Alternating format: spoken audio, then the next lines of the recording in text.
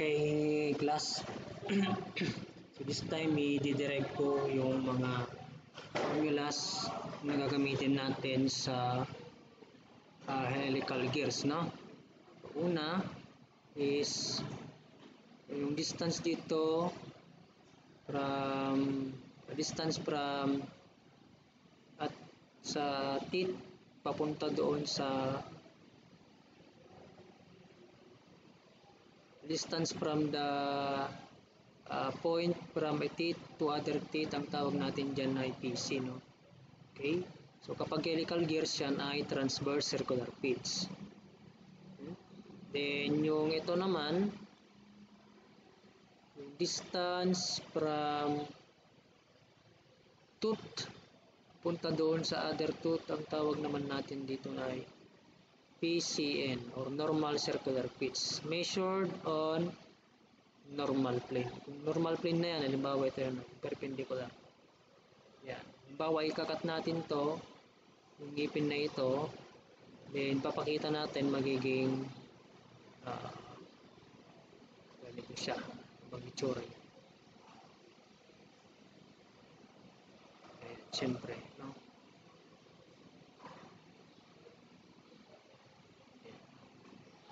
So, ito yung parang magiging ano natin. Yan. PCN. Ikakat natin dun banda. PCN. Then, halimbawa, from dito, mag-drawing ka ng line, diretso lang, papunta doon. So, ang tawag naman natin doon ay axial pitch. Okay, axial pitch. Halimbawa, no, ulitin natin. Nagkataon lang kasi nasakto doon, na ito, papunta doon, sumakto doon, no. Pero kapag dikit-dikit yung, yung mga, mas dikit-dikit yung mga ngipin, tsaka mahaba yung, ito, yung kanyang width.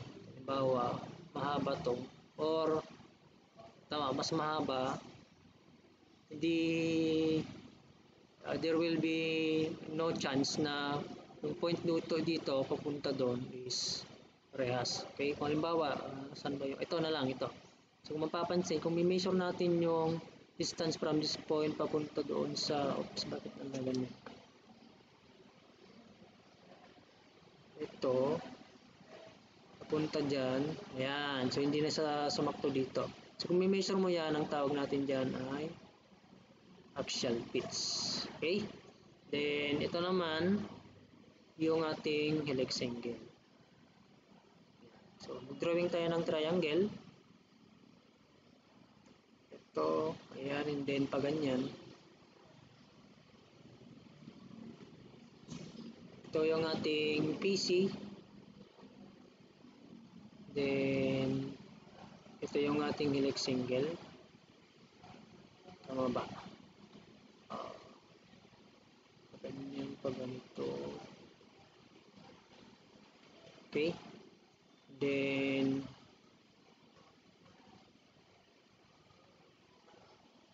ito naman yung ating PA. So from tangent ng helix angle is equal to opposite over adjacent, that is PC over PA, no? So ang axial pitch mo dyan is equal to PC over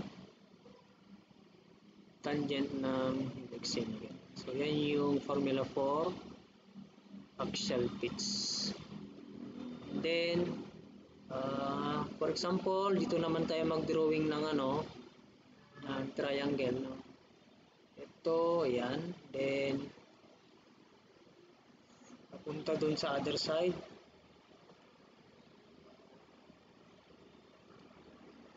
Siguro mas maganda kapag extend na lang natin.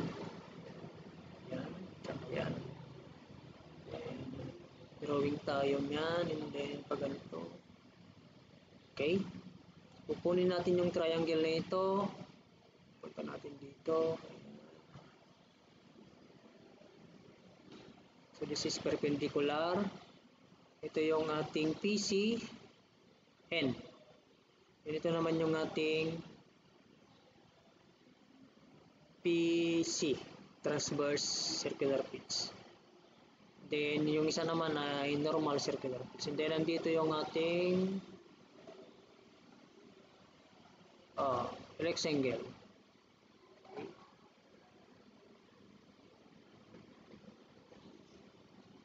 Ito ay adjacent, ito naman ay hypotenuse. Yung PCN natin ay adjacent, and then ito naman yung ating hypotenuse. So P, tangent ng rectangle is equal to, yung tangent, adjacent, di ba? Adjacent tapos hypotenuse, so cosine. Cosine ng rectangle equals PCN over PC. So ang PCN natin is equal to PC cosine ng rectangle. Ayan, ano pa ba? Okay na. Yung next naman is about doon sa pagkuha ng yung formula natin for the normal pressure angle. Okay? So, thank you.